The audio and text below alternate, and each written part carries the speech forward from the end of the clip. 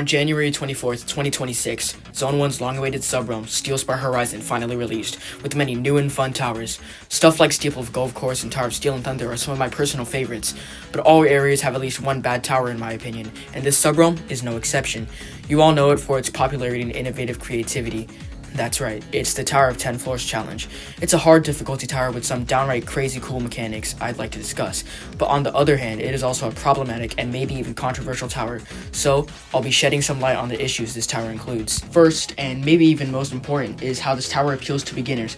Currently, a huge goal the staff team is trying to do is make the game more friendly to beginners, with releases such as Purgatorio and, well, this sub-realm.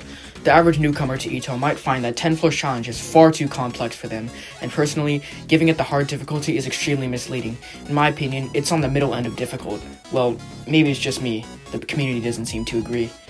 There's just so much going on that, especially on floor 10, I don't think is anywhere near hard difficulty. Here, I'll list all the minigames so you can get an idea of how much is going on. Click orbs and avoid bombs, jump meter, Simon Says, red light, and the shadow clone. That's 5 minigames that must be played on top of actually navigating the tower. The coin collecting floors don't help.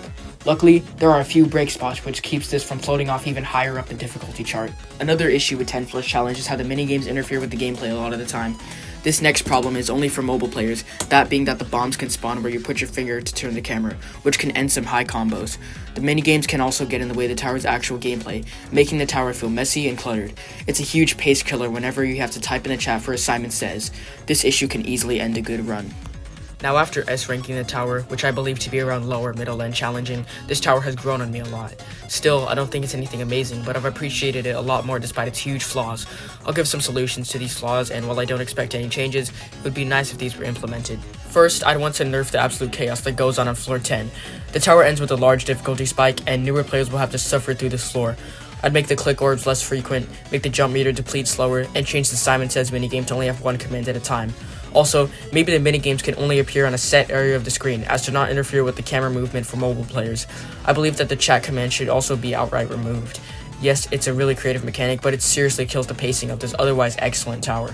Finally, I'd probably move this to the intermediate tower section, even if it doesn't become difficult.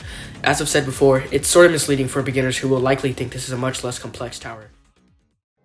Anyway, feel free to share your own opinions, as I know a lot of these things I discussed were large hot takes. This isn't a bad tower in my opinion, it was just definitely a lot of huge potential that went to waste. And well, that's about it. Thanks for watching, and see y'all later.